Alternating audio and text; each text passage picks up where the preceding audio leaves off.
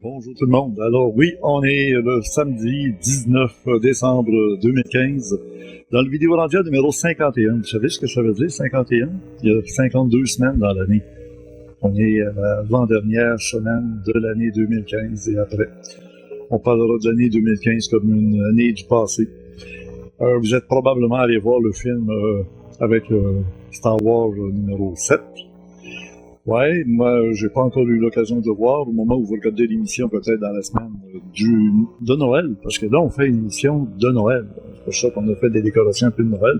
Puis même Yoda qui s'est mis un costume de Père Noël, il ronronne un peu, là.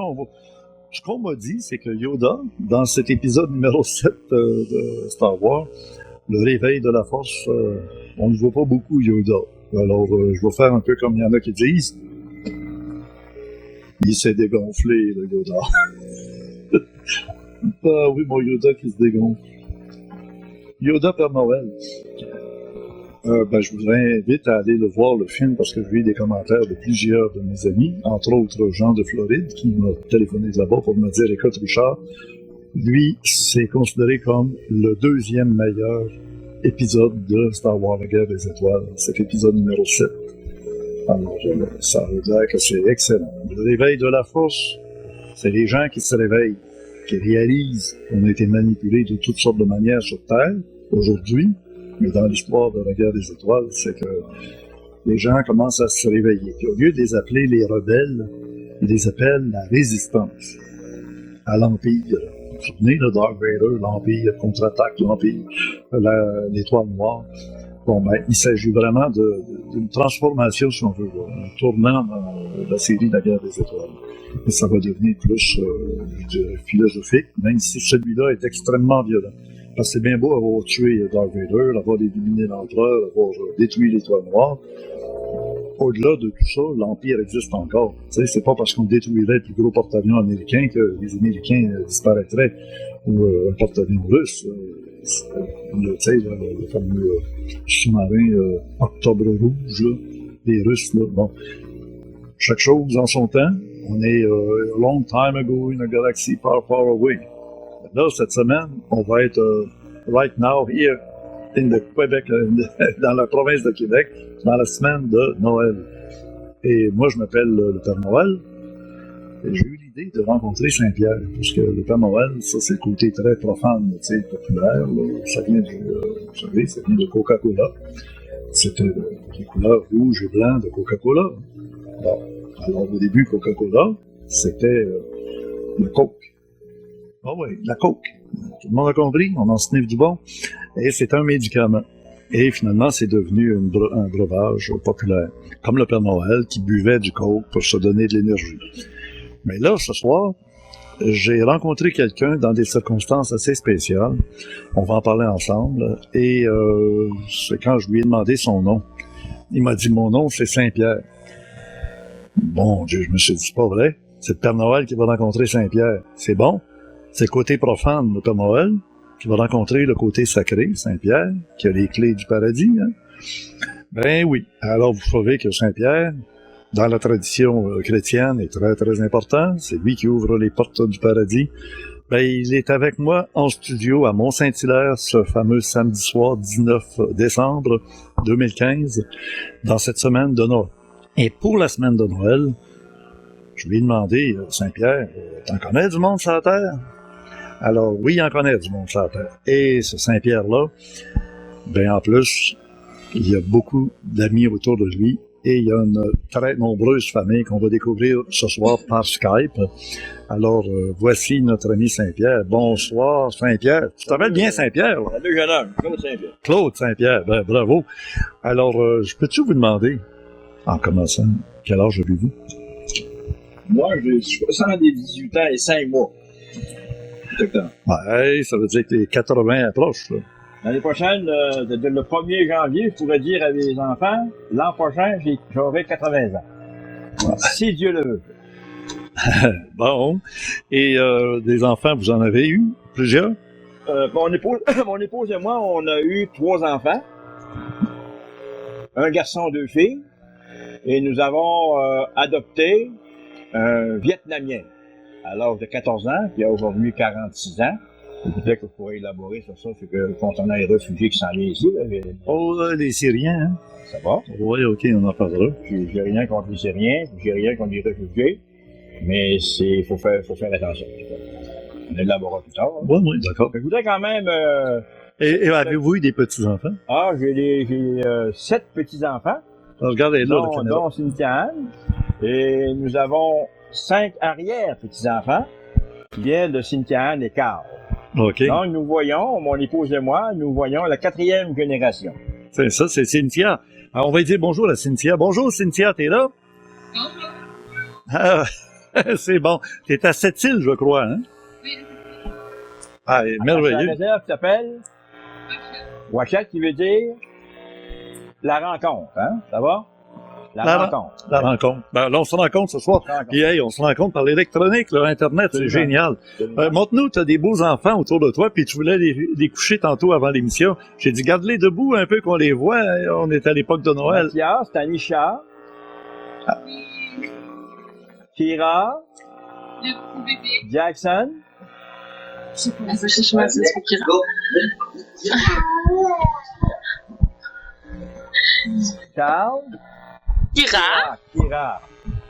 Kira, puis Maïté. Maïté. Bonjour, Maïté. Puis mon conjoint Carl. Salut, Carl. Ça fait plaisir. Eh, bravo. Alors, si vous allez sur Internet présentement, on est en direct en allant dans YouTube. Vous faites Orandia TV, puis vous allez nous voir 30 secondes plus tard que ce qu'on fait en direct. Mais ça va être là maintenant, éternellement, sur Internet. Ça va ça, Claude. Ton image, ce que tu vas dire ce soir, tout ce que tu vas dire va être retenu contre toi. Fais attention. On est en direct. Alors, Cynthia, on va s'en parler un petit peu plus tard. Tantôt, je vais te demander quel est, d'après toi, et face avec une belle famille, avec de nombreux enfants, le sens que tu donnes aujourd'hui à Noël.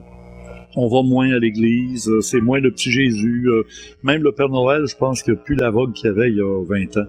Alors, c'est ça. Fait que tu me donneras ton opinion sur le sens de Noël aujourd'hui. Parfait. Merci. Alors, on revient ici avec Claude, parce que là, Claude, il se prépare avec... t'as quoi, là, un moi, c'est Cynthia. Est-ce que tu m'entends? Oui, je t'entends. Moi, Cynthia, je voudrais te dire tout l'amour que j'ai pour ta famille. Et je veux le dire avec des incantations venant de mon cœur, avec une tam-tam. Hey, là. Ça va. OK? Il n'y a pas de mots. C'est ce que... J'exprime ce que j'ai dans le cœur concernant ta famille.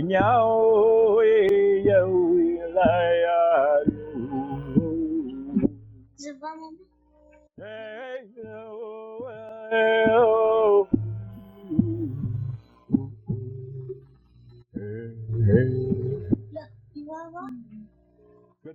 Je vous offre ce petit moment.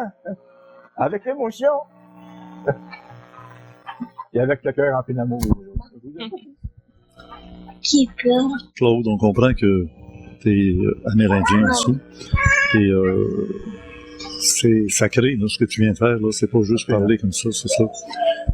C'est pas pour rien, tu t'appelles Saint-Pierre. C'est toi qui représente le côté sacré ce soir, puis je vois les émotions de Cynthia. De quel groupe indien êtes-vous? Nous autres, Amérindiens. c'est par là. Les Amérindiens, c'est... moi, c'est pas direct. Mon père disait toujours, on est des Amérindiens de quatrième souche. Mais je suis très près des Amérindiens parce que mes meilleurs amis, lorsque j'avais 9-10 ans, ça a été un Amérindien, M. Leblanc, un petit gars Leblanc, qui vit encore. Salut Walter, tu vis encore. J'ai joué au hockey pour les Indiens, j'ai été habillé comme les Indiens. Et lorsque j'étais plus grand, ben, j'ai vu ma fille marier un Amérindien. C'était une Amérindienne, ses petits-enfants restent à la réserve. Donc, les Amérindiens et leur philosophie font partie de moi-même, en fait. Bon, comprenez-vous? Oui. Mon père disait toujours pour faire des faces. Mon père, c'était un gars qui faisait de l'humour. Il disait, mon garçon, puis je comprenais très bien, là. Si t'étais un Amérindien, ne sois pas un sauvage. J'ai compris ce qu'il voulait me dire. Ah oui. Sois bien éduqué, même si t'es des amis avec des Amérindiens. Ils les emmenaient chez nous, puis mon père les aimait bien, puis ils t'ont dit adopté, ils disaient oui.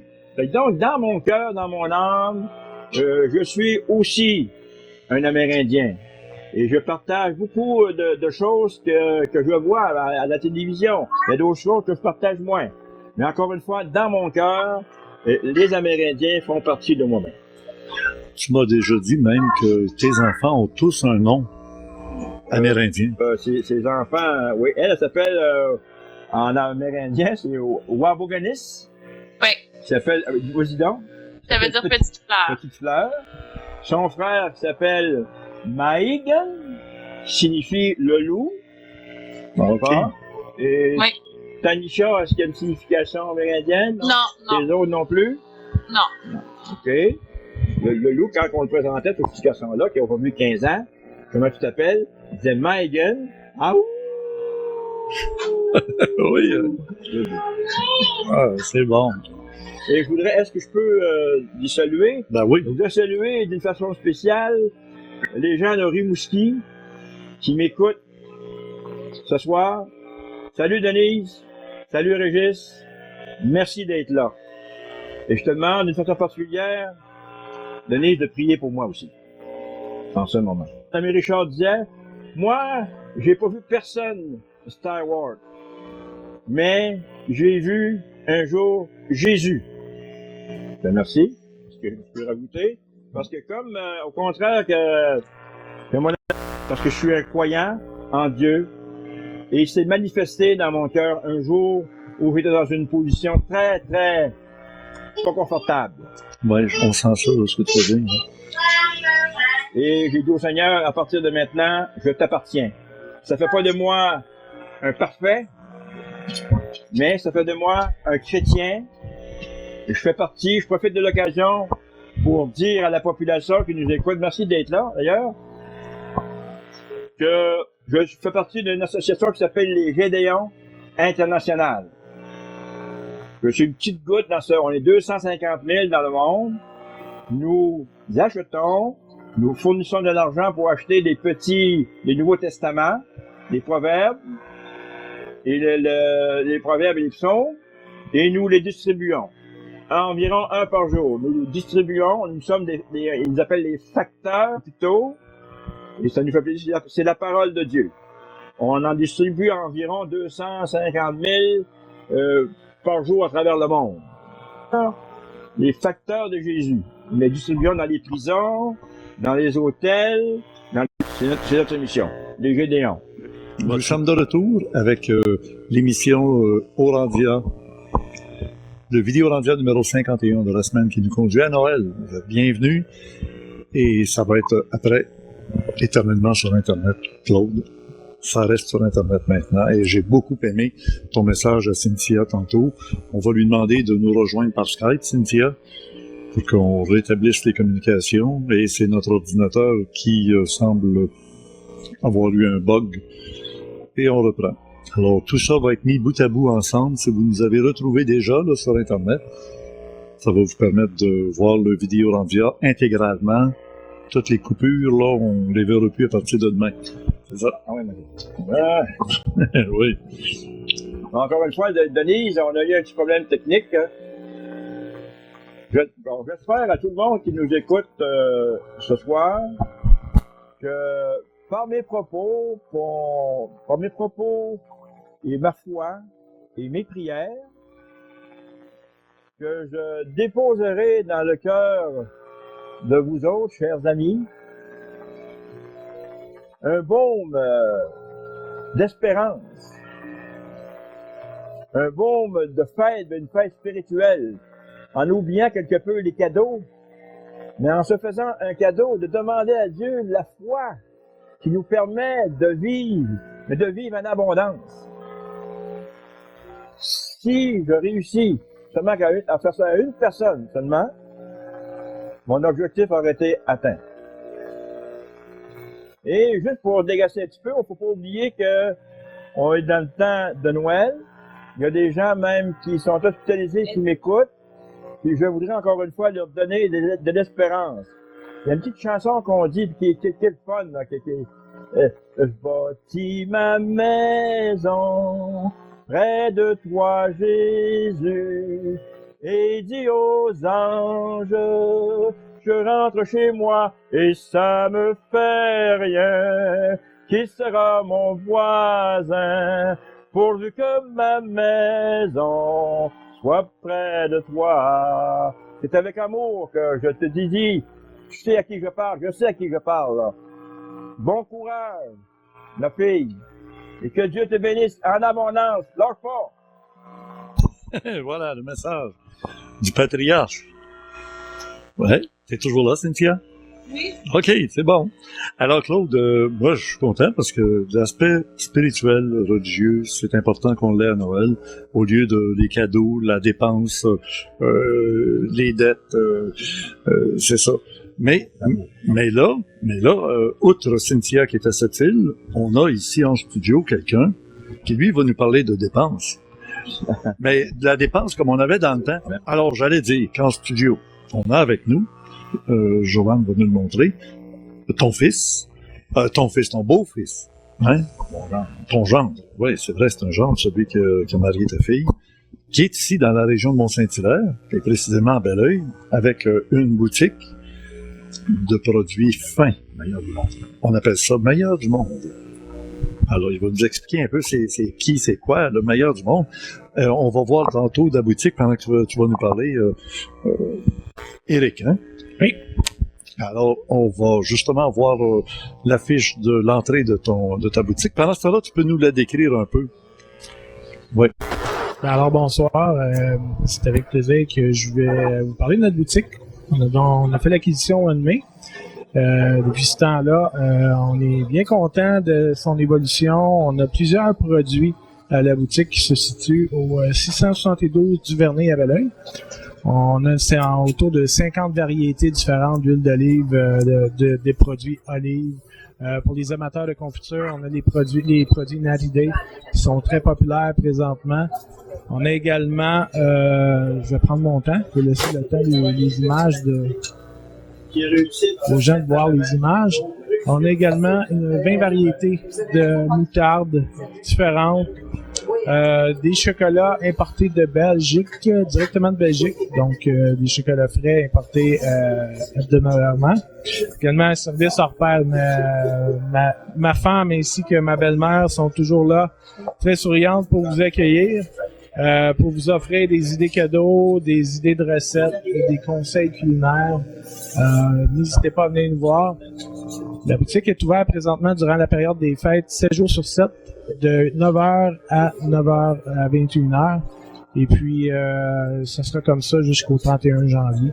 Donc, ça va nous faire un plaisir. On va présenter les différents produits. Le meilleur du monde, c'est des importations, des produits fins, des produits qu'on ne trouve pas chez Métro puis chez Exactement. On se démarque, comme je disais tantôt, on est chanceux, on a des exclusivités Au niveau des chocolats belges, comme je disais tantôt, au niveau des produits olives, des huiles d'olive, Oui, c'est on ça. a encore l'exclusivité dans la région.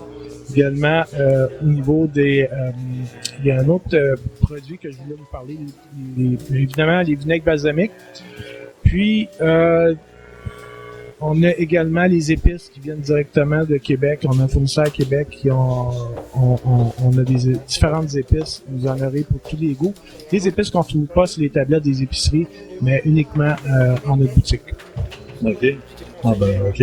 Là, tu es arrivé dans notre studio un petit peu impromptu. C'est pour ça que tu es comme dans le backstage, là. Oui. C'était une surprise, je voulais faire à mon beau-père. Oui. Très bien surpris. Ah, il est content, bien sûr. C'est ça, c'est un rendez-vous de la famille, un peu, là. Comment tu le trouves, ton beau-père? Dis-moi donc 2 mots, là. Ah, mon beau-père, c'est quelqu'un qui est très attachant, puis il en a pas fait de mention. Mais j'aimerais ça qu'il revienne tantôt nous expliquer l'hommage qu'il a eu en étant nommé il y a quelques années, plusieurs années, comme le meilleur communicateur au Québec. Donc, c'est quand même quelque chose d'important à souligner, dont il n'a pas fait mention. Puis, c'est quelqu'un qui est très impliqué, il a été pro-maire dans la ville de Sept-Îles, puis c'est quelqu'un qui est de, je vous dirais, pour moi, c'est un confident. Donc, c'est quelqu'un avec qui très bon conseil. Tout le monde, beaucoup de gens l'appellent pour demander conseil. C'est quelqu'un qui est levé par la religion, par sa foi en Dieu, fait en sorte qu'il est très positif. Puis qu'il nous amène toujours les bons mots pour nous rendre heureux. Oui, c'est ça.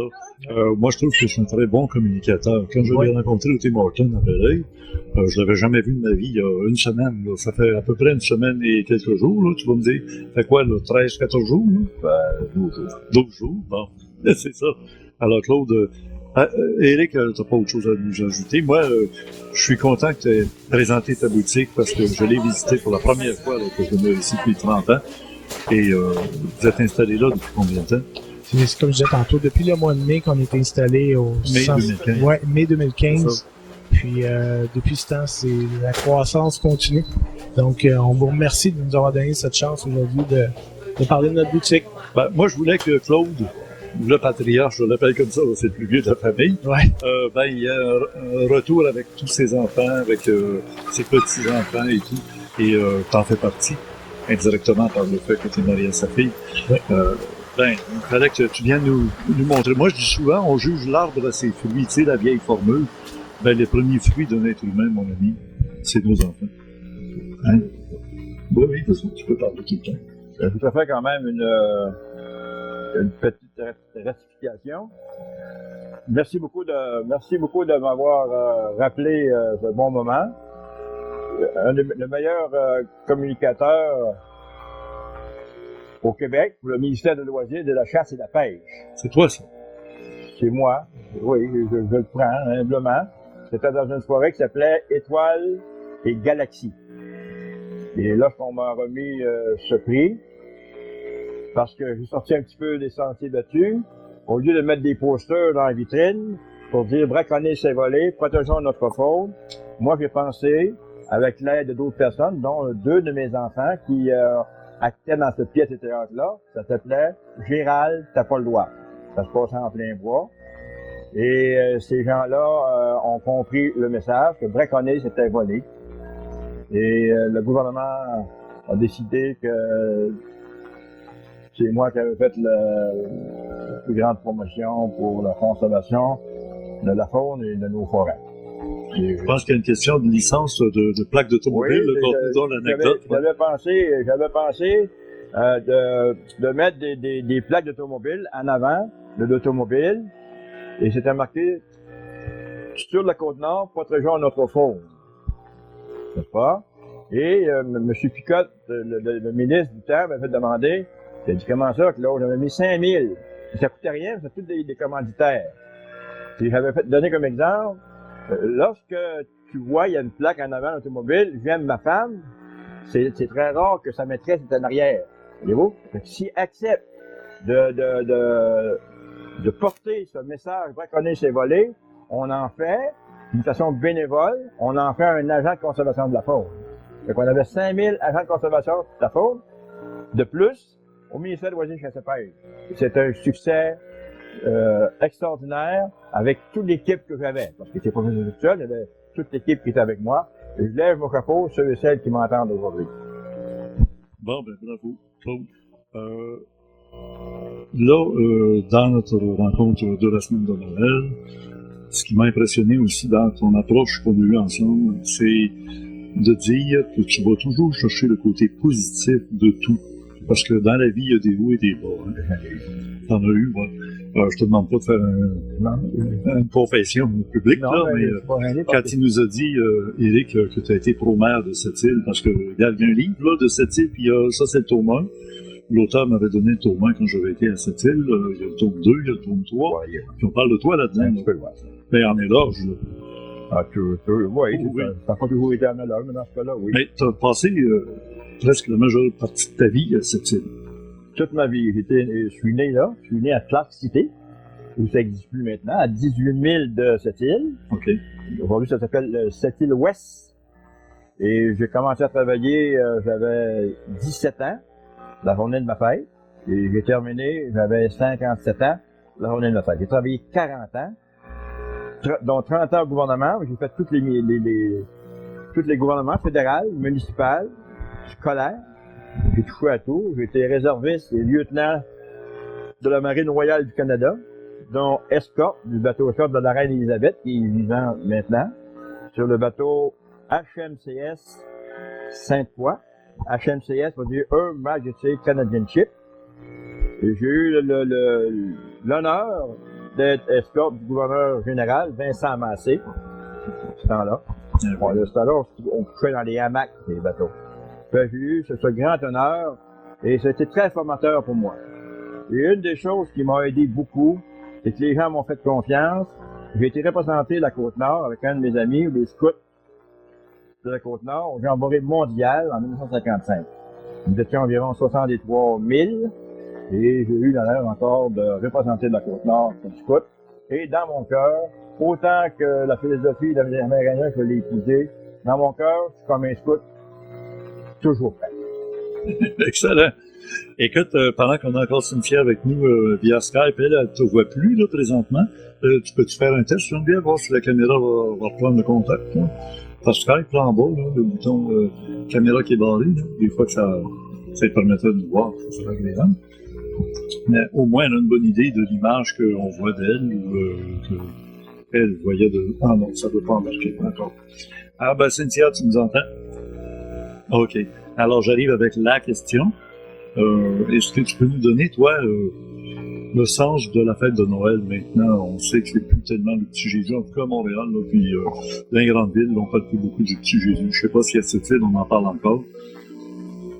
Non, on n'en parle plus vraiment. Non. Pour moi, Noël, c'est c'est familial, c'est l'amour, la joie. Surtout que mes grands-parents s'en viennent pour Noël avec moi.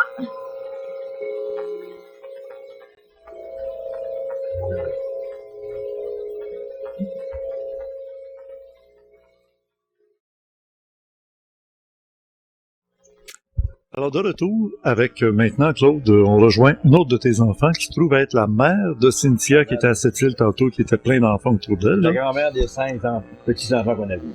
Ah ben oui, c'est en même temps. Hey, Nathalie, t'as pas l'air d'une grand-mère, veux-tu que je te dise? T'as pas l'air d'une grand-mère. Moi, avec la barbe, là, je pourrais... Merci du compliment! Ah, définitivement. Et écoute, il paraît que tu suivais l'ésotérisme expérimental avec Richard Glenn et le gars à la moustache quand t'étais plus jeune. Ben, je suivais pas religieusement. Oh, non, j'ai jamais été une religion non plus. Mais je me rappelle d'avoir écouté quelques émissions quand j'étais jeune, oui. Ah oui, hein? Ah ben c'est bon. Et tu as une formation maintenant dans le domaine de? J'ai une formation en anthropologie et j'ai travaillé avec des archéologues, surtout en Ontario. Oui. OK, ah ben c'est bon. L'archéologie au Canada, est-ce que c'est sur les origines des, je dirais les tribus indiennes, ou est-ce que c'est plus d'archéologie animale avec les dinosaures puis tout ça comme on a à Calgary? là, vous faites référence à la paléontologie. Donc, ceux qui s'occupent de faire les découvertes de fossiles de dinosaures, c'est les paléontologues. Donc, l'archéologie,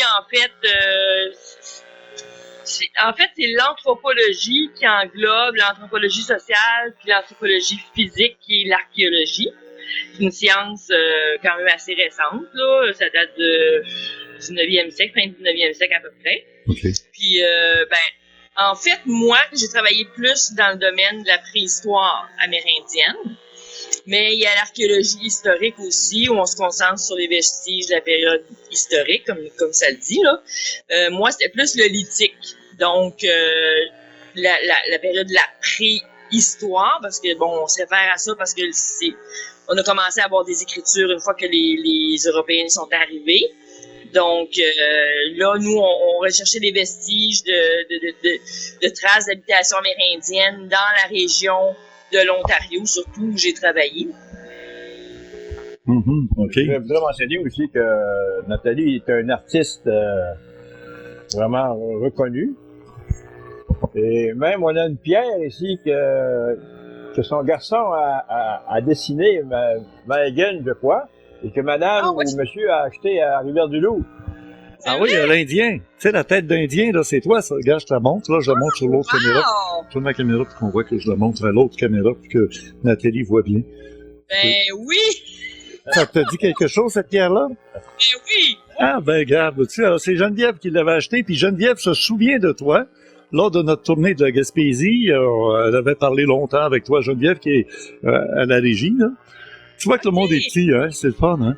Je peux dire une chose. Je me rappelle pas de Geneviève parce que j'ai vu tellement de monde. Ben mais oui, bonjour évidemment. Geneviève. Ben oui. Je peux dire une chose, Nathalie, que la boutique fait encore parler d'elle. De la façon qu'elle a été reçue, parce qu'il s'est passé des choses assez extraordinaires dans cette boutique-là. Oui. Je rencontre de temps en temps des gens, et tu vois la boutique, vous, on se souvient de toi, on se souvient de moi. Oui. J'en souvenez-vous de telle chose. C'est extraordinaire ce que la boutique a pu apporter, et de matériel, et de spirituel. Je tiens à le mentionner. Moi, je suis pas gêné de dire que les gens, ce qu'ils ont besoin, c'est pas nécessairement ce qu'il y a dans le frigidaire, mais avant tout, ce qui rentre dans l'âme, dans le cœur. C'est très important, je me répète, et ça me prend du courage pour le dire, mais moi, je suis un chrétien, et je tiens à le souligner, que donne ta vie à Dieu, et tu verras que ta vie va changer énormément. Tu vas voir des miracles. Dis-moi donc, toi, Nathalie, tu connais ton père, évidemment. Il est dans le mouvement religieux Gédéon. Avant, à l'origine, tu étais catholique, comme tout le monde au Québec, là, peut-être. J'étais baptisé. Bon, alors toi, qui es une scientifique dans ta démarche, est-ce que tu es fervente religieuse? Est-ce que tu fais un peu comme ton père, du prosélytisme, ou en tout cas de l'affichage, ou comment tu vis ça? Ben, il y a une anecdote, pas une anecdote, mais un fait qui est important à souligner, c'est que mon père est devenu chrétien parce que moi, j'ai témoigné parce que j'étais chrétienne. OK. C'est moi qui apporte ce message-là à mon père, qui était dans l'église catholique, qui était un fervent catholique. Moi, ma démarche, à partir du moment où j'ai commencé à étudier l'anthropologie, ma démarche spirituelle a beaucoup changé. Bon, je m'étendrai pas sur le sujet parce que c'est sur une période de 20 années, 25 ans à peu près, mais aujourd'hui, je n'adhère à aucune religion. Par contre, je suis une personne qui est très spirituelle. Je pratique le yoga et la méditation depuis plusieurs années. Mais pour avoir un peu étudié, bon, pas en profondeur, mais quand même les mouvements de spiritualité qui ont émergé, puis d'avoir touché un peu, bon, j'ai touché un peu à l'islam, le christianisme, l'ésotérisme, le bouddhisme. J'ai touché un peu à tout pour voir un peu par curiosité, puis ce que j'ai retenu, c'est que le message de base, il est le même pour toutes les grandes religions ou philosophies. Le fil conducteur, hein, c'est l'amour, c'est l'énergie, c'est l'âme. Oui. C'est un monde qui existe, qu'on peut pas nier, un monde qui existe à l'extérieur de nous, autour de nous, qu'on peut pas nécessairement sentir ou voir, mais qu'on ressent. pense que ce qui est important de comprendre, c'est qu'on vit dans un monde de vibration, un monde d'énergie. Quand ça dit, par exemple, dans la Bible, fais attention à tes pensées, parce que ce que tu penses, tu deviens. On retrouve le même message dans le bouddhisme, parce que c'est de l'énergie qu'on envoie, c'est de l'énergie qui nous revient. Ça, je pense que c'est la base de toutes les croyances, de toutes les religions.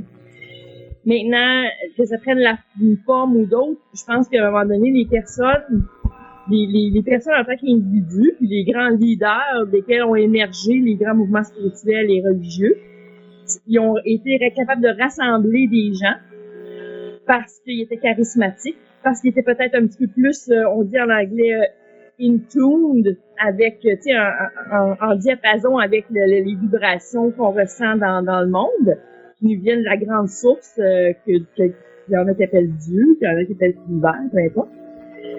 Mais, fondamentalement, je pense que les gens ont besoin de s'accrocher à des choses qu'ils voient pour être capables de développer, justement, cette croyance dans l'énergie.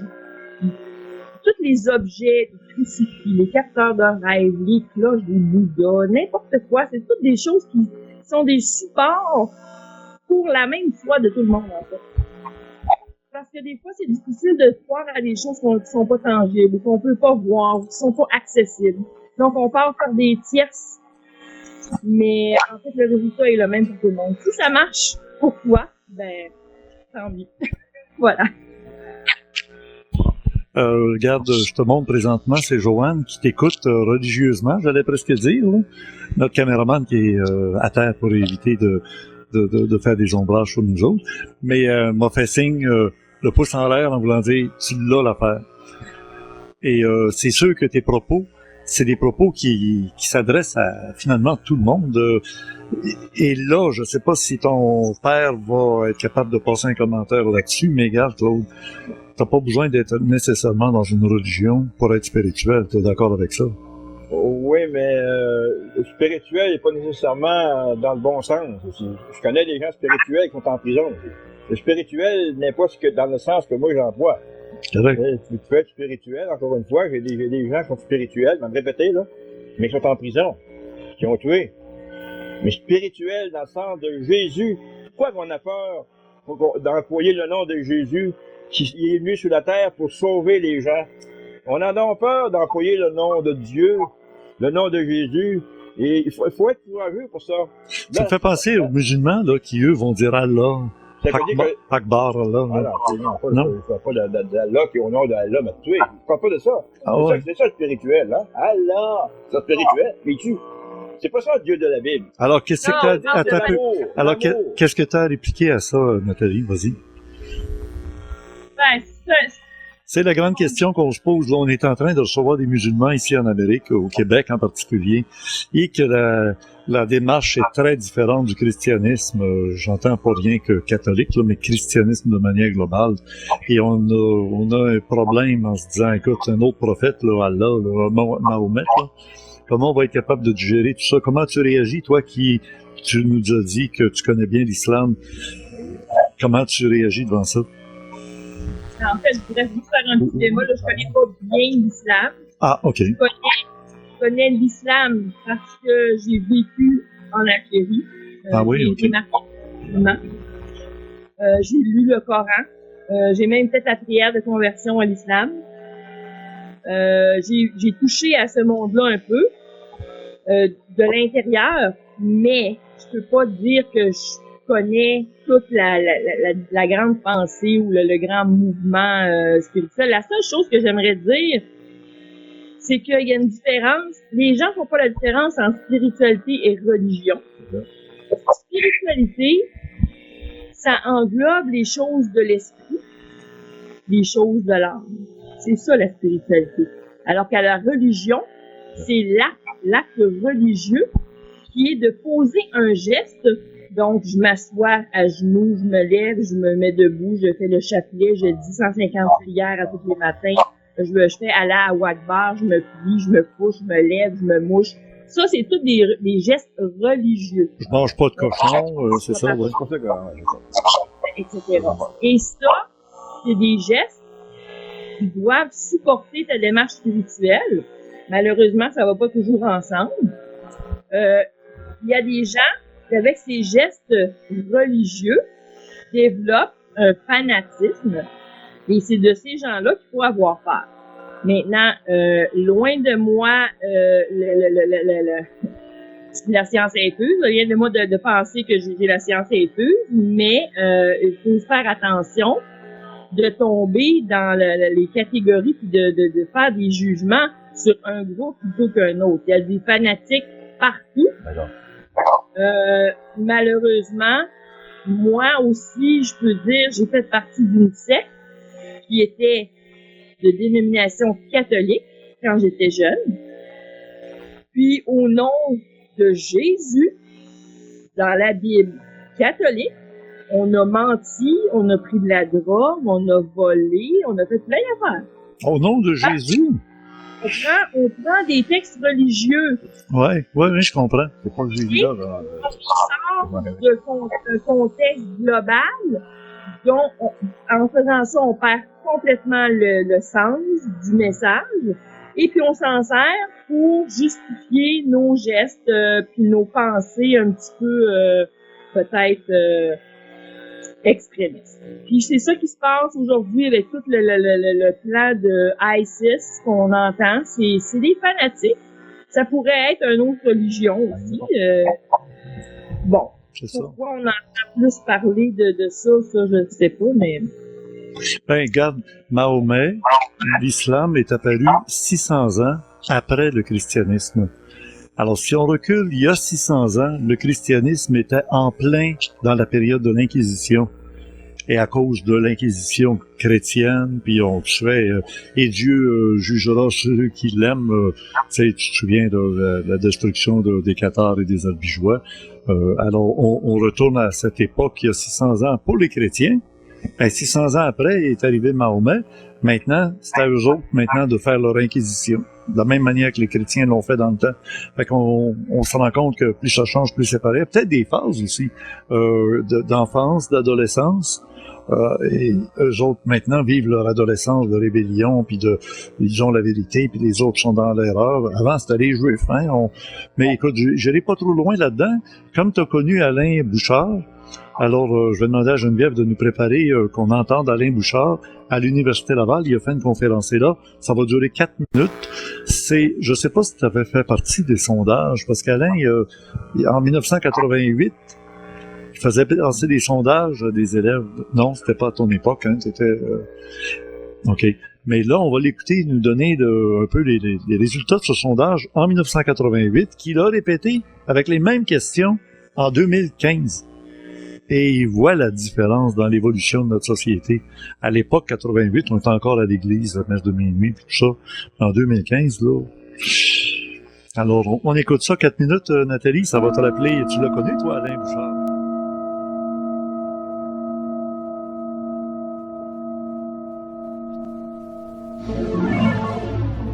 Bienvenue, madame, mademoiselle, monsieur, dans le club créé. Le club créé, c'est le club de recherche et d'études en ésotérisme expérimental qui vous propose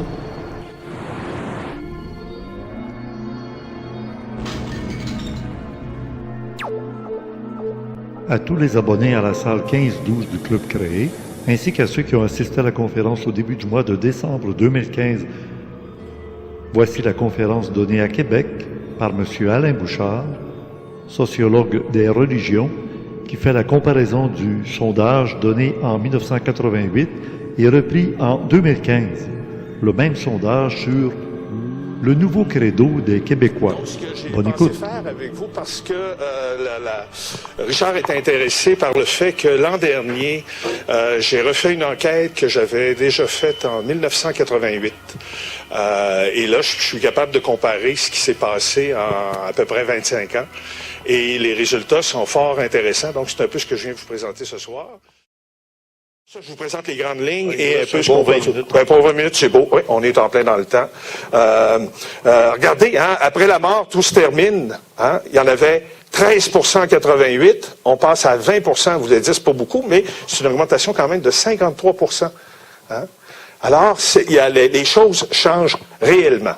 Alors ça me disait, si on regarde juste cet acétate-là, ah ben oui, les jeunes, la tendance qu'on observait dans les années 80, elle devient concrète. Hein, les gens s'éloignaient de l'institution religieuse, puis là, on a le résultat. Hein, on appelle ça un phénomène de socialisation. Les parents s'éloignant, ils socialisent pas leurs jeunes dans cette perspective-là.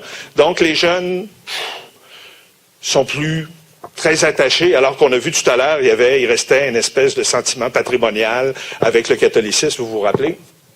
C'est disparu. Donc ça, c'était une tendance. Hein, donc, pour reprendre l'expression classique de Bernard de Rome, là, si la tendance se maintient, on l'avait à ce moment-là. Mais rappelez-vous, en 88, on disait, oui, les gens se détournent des religions traditionnelles, mais ils s'en vont maintenant dans d'autres formes de religion. Alors moi, je m'attendais à retrouver ces jeunes-là socialisés par leurs parents qui avaient lu des trucs autour des extraterrestres, de la réincarnation et tout ça. Je les attendais au tournant. Ben, regardez bien, et c'est ça qui m'a le plus fasciné. On va terminer avec le catholicisme. Alors, vous voyez donc, la majorité ne prie ou à peu près pas. La majorité, encore une fois, ne vont jamais ou rarement aux offices religieux. C'est encore une fois une forte augmentation. L'influence que la religion a dans votre vie, comme vous le voyez, ça a doublé encore une fois, 104%. Pour les grandes étapes de la vie, ça c'est une nouvelle question, mais vous voyez, seulement 26% vont faire appel aux religions. Donc, vraiment, là, on se détourne des institutions religieuses. Donc, si on fait le bilan, les jeunes se sont complètement désintéressés de ce registre-là, de l'activité. Là, on est en 2014. On est en 2014. Ils ont l'influence d'Internet qui n'existait pas avant. Aussi, effectivement. Alors là, il faut voir... Il y a un nivellement de l'information qui vient par Internet qui donne... Sauf que à un moment donné, on pensait que ce serait le contraire. Hein, que l'Internet allait alimenter, c'est-à-dire comme il y avait accès à plus d'informations, cette information-là est aussi disponible sur Internet, puis elle est accessible maintenant sur Internet. Mais fort probablement, ce qui se passe, c'est le même phénomène qu'on observe avec les groupes religieux. Au point de départ, d'ailleurs, les gens avaient peur. Quand Internet s'est développé, il y a des gens qui se sont dit, ça y est, les sectes vont occuper Internet, puis ils vont convertir les gens. On réalise aujourd'hui, c'est exactement le contraire qui se passe. Le premier signal qu'on a eu de ça, c'est il y a 2 ou 3 ans, l'Église de Jésus-Christ des Saints des Derniers Jours, les Mormons, ont avisé leurs paroissiens que ce serait peut-être préférable que vous n'ayez pas sur Internet, parce qu'on s'est rendu compte qu'un Mormon qui allait sur Internet, il lâchait. Parce que c'est sûr, sur Internet, avec tous les algorithmes, c'est toujours les sites négatifs qui sortent quand vous tapez un nom. Alors, vous tapez Martin Luther King, vous allez tomber sur un site raciste qui va vous parler de Martin Luther King. Alors, c'était la même chose pour les Mormons. Alors, il y a peut-être cet élément-là qui a joué dans ça. Effectivement. C'était déjà un public jeune, hein? Oui. Et étudiants, donc, ils sont sur Internet tout le temps. Exact, c'est ça. Mais il se passe quelque chose qui, je pense pas qu'on puisse ramener ça seulement Internet, et effectivement, ça joue là-dessus. Et donc, mais encore une fois, j'ai fait mes corrélations. Il y a encore des univers qui se créent, comme vous le voyez.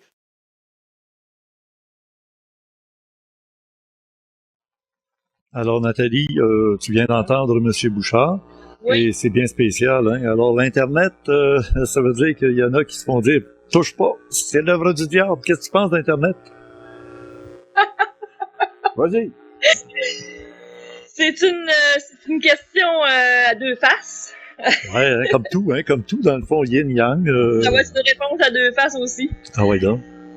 Ben, en fait, si je regarde dans les écrits bibliques, on fait souvent référence au nombre de la bête. 666. Hein? Vous êtes sûrement au courant. Ah oui, oui. Puis, quand j'étais jeune, j'avais peut-être une quinzaine d'années, je me souviens que j'avais assisté à une conférence sur l'Apocalypse.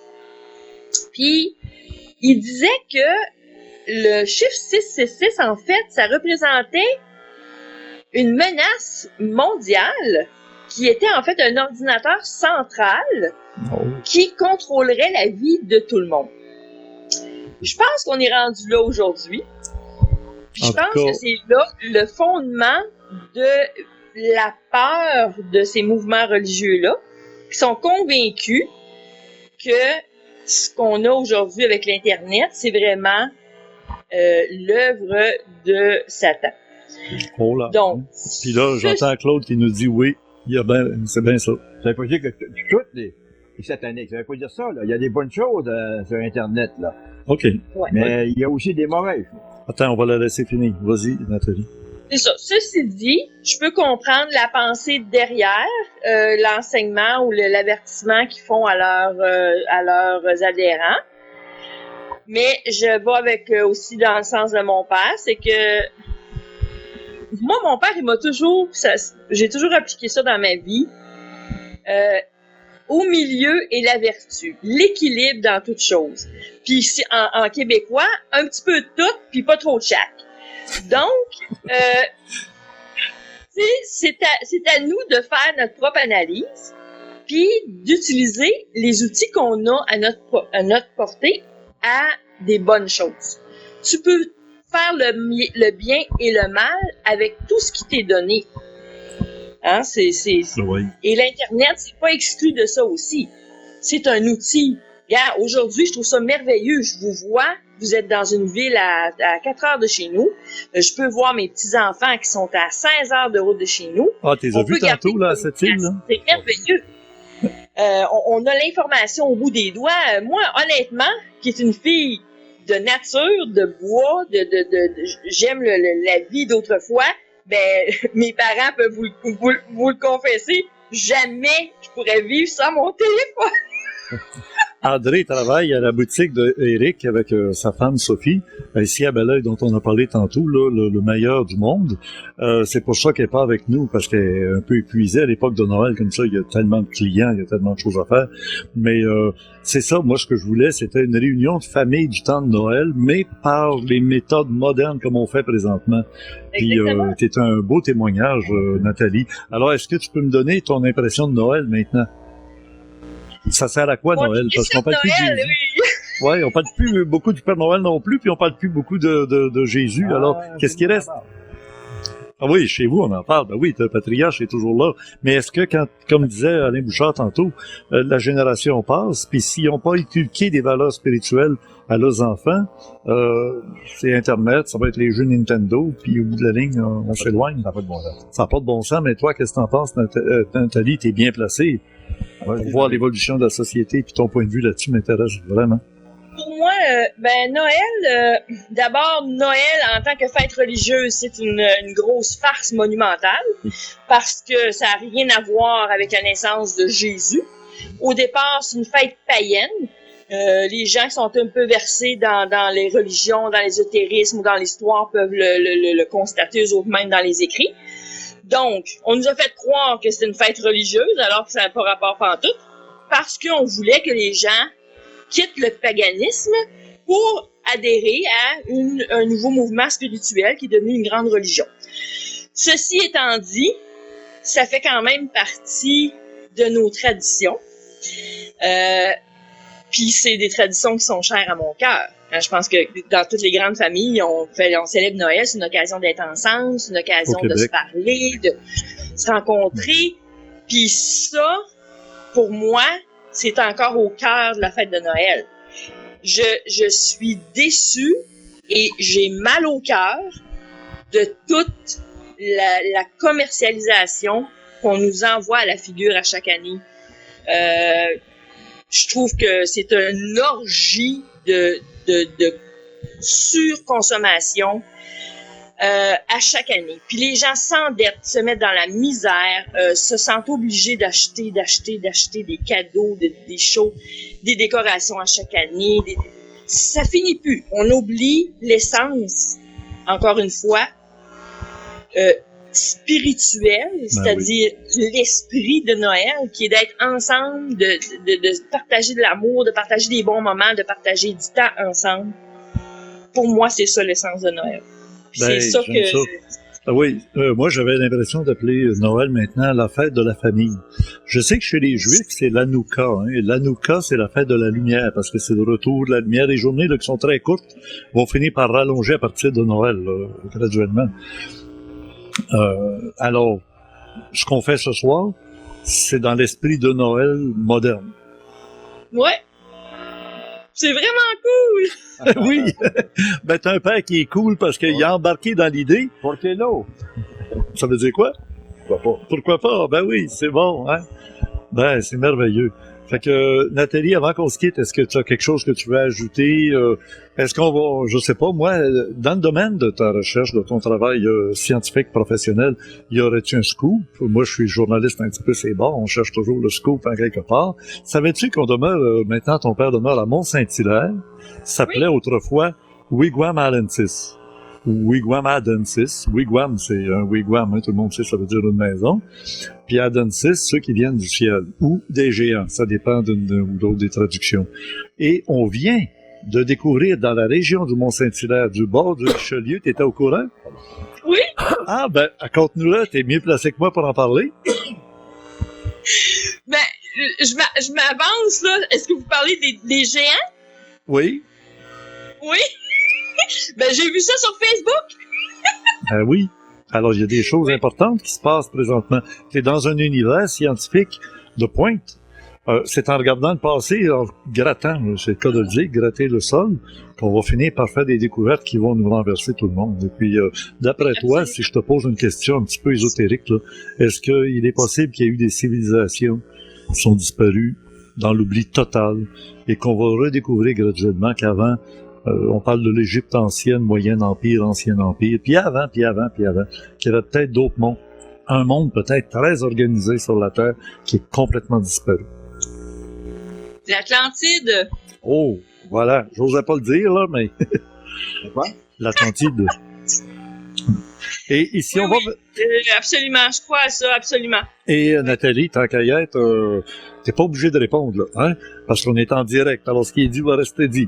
Mais si on regarde vers le futur, les extraterrestres, est-ce que, d'après toi, on parle d'exobiologie, de planètes qui habiteraient peut-être de la vie ailleurs dans l'univers, penses-tu que ça se peut? Écoutez, longtemps, je me suis rebutée contre cette idée-là parce que, justement, parce que j'étais dans une religion chrétienne, puis pour moi, ça avait pas de bon sens. Mais comme, avec les années d'expérience, d'études, de lecture, tout ça, il y a je sais pas combien de milliers de systèmes solaires avec des milliers de planètes.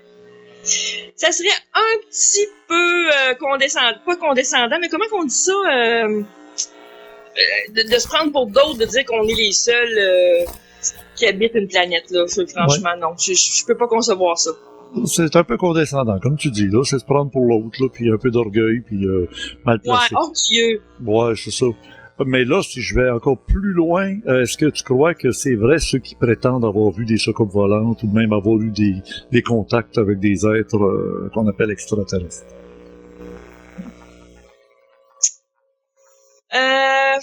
T'as pas étudié assez? Oui.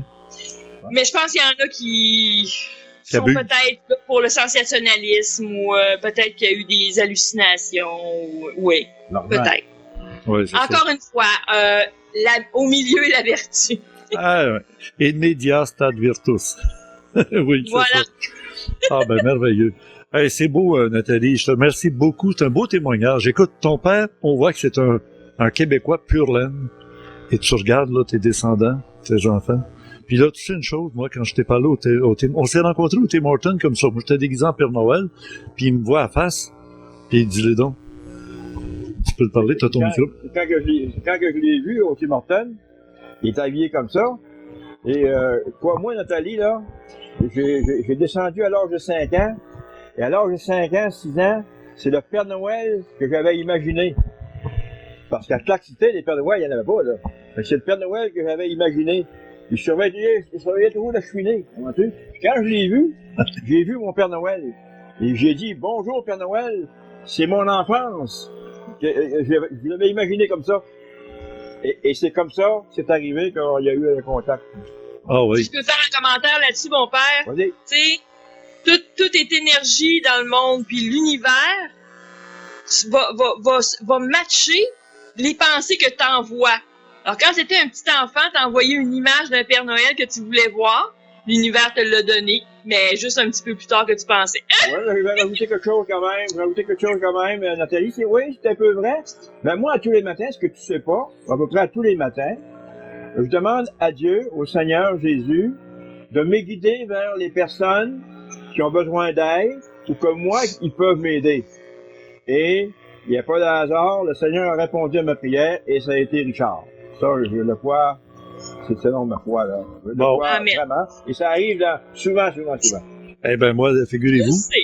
Alors moi, Nathalie, figure-toi que moi, ce matin-là, j'ai fait la même demande, mais pas à Dieu, à mes amis cosmiques. Que je rencontre quelqu'un qui va pouvoir animer, faire partie et faire qu'on fasse une émission de Noël exceptionnelle cette année. Et ils m'ont fait rencontrer Claude. Fait que c'est Dieu qui dit, tu vas rencontrer quelqu'un, puis moi, c'est mes amis cosmiques, j'ose appeler comme ça plutôt que dire extraterrestre, mais qui fait que finalement, tu vois, t'as raison, dans le fond, la vérité est dans le milieu, c'est ça. Je voudrais rajouter aussi que lorsque j'ai fait quelques téléphones, j'ai dit à mes amis chrétiens que j'allais dans une émission ésotérisme. C'est ça, ça s'appelle l'ésotérisme expérimental. Oui, c'est ça. Puis elle m'a répondu, il y en a une de mes amies qui m'a répondu, mais qu'est-ce que tu fais là? Mais j'ai dit, si lui, il parle des extraterrestres et Star Wars, moi, il m'a parlé de Jésus-Christ. Ça va me prendre beaucoup de courage. Puis toute la journée, j'étais en prière. Puis Seigneur, je te remercie beaucoup, Esprit Saint, de m'éclairer, de me donner la force, et de donner les mots aussi, afin que l'objectif, c'est de toucher un cœur qui a besoin, surtout à cette période des fêtes. Et là, je montre l'image de Jésus faite à partir du suaire de Turin. Saint-Suaire de Turin. Ouais, c'est ça. Puis tu vois... C'est pas sa face. Tu n'aimes pas sa face? C'est pas sa face à Jésus qui est sur le Saint-Suaire de Turin. Ah, c'est C'est ça. un monsieur des années, de je sais pas quelle année. Là. Ouais, du Moyen-Âge, oui. Le Carbone 14 a prouvé ça d'ailleurs, mais ça, on y croit ou pas, on y croit pas. Ça c'est pour moi, c'est des pacatilles. Ouais, On fera exactement. le sujet d'une autre émission. Absolument. Pour moi, c'est des pacatilles. Hey, tu m'ouvres la porte, là, Nathalie. Je vais te recontacter. J'ai ton numéro de téléphone. Peut-être qu'on va s'établir une nouvelle idée d'émission entre toi et moi, là. Ben, parfait, vous me rappellerez, pas de problème. Ben, bravo. Pour que non! En tout cas, Nathalie, on va le faire mieux qu'on a, malheureusement, avec Cynthia, ça s'est coupé brutalement. Mais dans ton cas, ben, je te souhaite de passer un bon temps des fêtes, un bon temps de Noël. Et puis, au plaisir de te retrouver en 2016. Là. Parfait, ben vous pareillement, merci de m'avoir invité. C'était vraiment agréable comme expérience. Merci. Ah, tu faisais partie des fruits de l'arbre de Claude. On juge l'arbre à ses fruits, puis t'es un beau fruit, un bon fruit, merveilleux. Nathalie, veux-tu rester là parce que je veux finir l'émission si, avec la permission de mon ami. J'ai, dans un moment assez extraordinaire de ma vie, vous savez pas tout ce qui se passe dans mon cœur. Attends un peu d'abord. Je vous allais donner la parole à Eric qui est avec nous autres avant qu'on filme. Puis après ça, on te laisse la parole pour terminer complètement l'émission. Oui, reste là, Nathalie. Reste là, là. Oui, on va donner la parole à Eric qui est avec nous, qui est tranquille dans son coin, mais quand même. Alors, si Eric, toi, tu peux nous donner aussi une réponse par rapport à Noël avec les temps modernes. Je sais pas, tu as une petite fille là, de 2 ans. Et puis, est-ce que tu vas l'instruire du Père Noël, de Jésus, et puis ça va avoir l'air de quoi, Noël? Attention, Claude. Nathalie a pas mal tout dit, hein. Elle a bien résumé ce qui se passe présentement. On est de plus en plus une société de surconsommation durant la période des fêtes. On oublie nos racines, on oublie que c'est la fête de l'amour, puis c'est le temps de se réunir en famille. Puis ce que je trouve formidable ce soir, c'est l'idée que vous avez eue de nous rassembler par l'entremise d'une technologie qui est très contestée présentement. Internet, oui, est-ce que c'est une œuvre de Satan? Est-ce que c'est un moyen de se rapprocher? Ben, ce soir, on a la réponse, je pense, c'est une belle façon de rapprocher tout le monde puis de donner la chance à nos aînés, je pense à mon beau-père, d'être réunis avec des gens qui sont très éloignés, mais ce soir, on les sentait très proches. Donc, je tiens à vous remercier. Puis c'est ça, Noël. Toi, Claude, t'es content de la soirée? Moi, je suis content, je suis émerveillé, parce que dans un respect, nous avions ici différentes pensées, différentes philosophies, mais un seul objectif, c'est que unis par l'amour, mais dans un respect. Oui, C'est pour vrai. ça que si tu me permets, est-ce qu'on Oui, alors là, je te laisse. Oui, alors, attends, je veux juste dire pour la semaine prochaine. Alors, la semaine prochaine, mesdames, messieurs, on va faire l'émission qui va passer pour le jour de l'an. Et ça va être le party du jour de l'an, comme on pourrait dire, mais ça va être avec ma famille à mon tour, c'est-à-dire mes amis proches aussi, mes deux gars. Il y a Emmanuel qui était superviseur technique de l'émission ce soir, qui a essayé de gérer le tout pour qu'on reprenne les ondes, tout aille bien. Finalement, tout va bien, il est dans la quiétude, tout se fait calmement. Et la semaine prochaine, on aura aussi des collaborateurs par Internet via Skype. Et on aura des révélations étonnantes, entre autres, M. Alain Bouchard, qui est allé rencontrer la mère de Raël en France. Et il a demandé à la mère de Raël, ben, dites-nous donc, votre gars raconte que vous êtes le fils de, je sais pas trop, un Elohim, là. Avez-vous fait l'amour avec un Elohim? Ben, la réponse, la semaine prochaine, de la bouche d'Alain Bouchard. Toi, Nathalie, tu l'as connu, Alain Bouchard. Il est crédible, cet homme-là, quand même, hein? Oui, absolument. Oui, professeur de l'Université Laval, c'est là que tu l'avais connu? Oui. Ah, alors oui, donc c'est très, je vous le dis tout de suite là, c'est pas oui puis c'est pas non, mais c'est quelque chose de peut-être plus particulier. Et c'est la première fois que ça va être révélé au grand public. Il y en a qui vont se retourner dans leur tombe parce que c'est étrange la façon dont il arrive avec ce dossier-là qui est pourtant très troublant, là, tu sais. Ah, voilà. Oh, crème. Alors, notre ami à côté, Claude, il se prépare pour faire la grande finale de notre émission. Je tiens à remercier Emmanuel qui n'était pas avec nous physiquement à Montréal. Il a essayé de gérer le tout par, comment t'appelles ça, là? Oui, TeamViewer. Ensuite, Geneviève qui a fait un travail merveilleux parce qu'elle fait tout, là. Elle fait le son, elle fait l'image, elle fait les... Et on avait une caméraman, c'est rare, mais on l'avait avec nous. La semaine prochaine, elle va avec nous en tant que partie de l'équipe. C'est Joanne. Merci beaucoup, Joanne. Hein? Merci. Caméra Woman. Ah oui, Caméra Woman, vous l'avez entendu? Ben oui. On t'a vu un petit peu tantôt. Et puis, voilà, grosso modo, on va finir avec Claude. Et je te remercie, Claude. Vraiment, là, tu as été exactement... Toi, si moi j'étais le Père Noël de tes rêves, moi, je vais te dire, tu étais l'invité souhaité idéal pour une soirée comme ce soir. Merci. Alors, je te laisse la parole jusqu'à la toute fin. À la fin, il y aura évidemment le générique. Nathalie, Comme tu vois ça? Oui.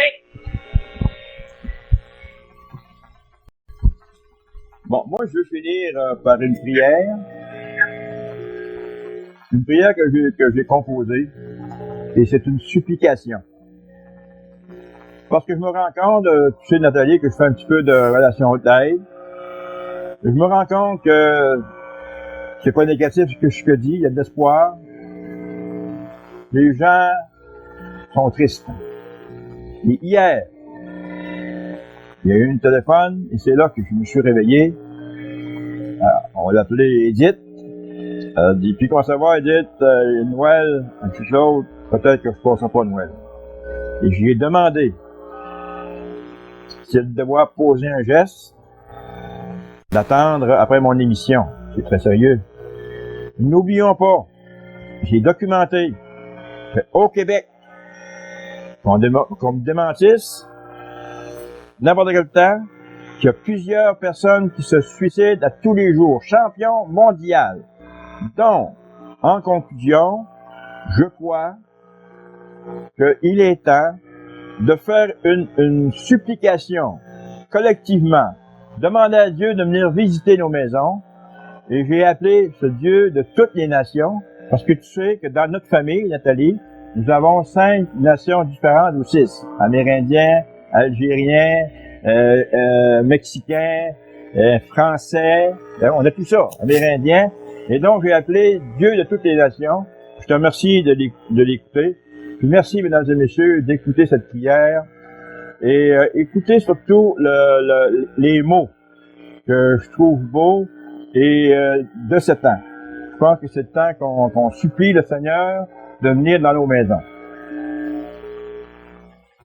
Dieu de toutes les nations, avant la grande moisson, Dieu de toutes les nations, viens visiter nos maisons. En cette journée très pluvieuse, J'ai toujours envie de prier en cette journée ensoleillée. Humblement te demande pitié, Dieu de toutes les nations, avant la tribulation. Dieu de toutes les nations, t'en supplie, viens visiter nos maisons. Merci. Travail. Yamé. Yamé. Au revoir. Bravo.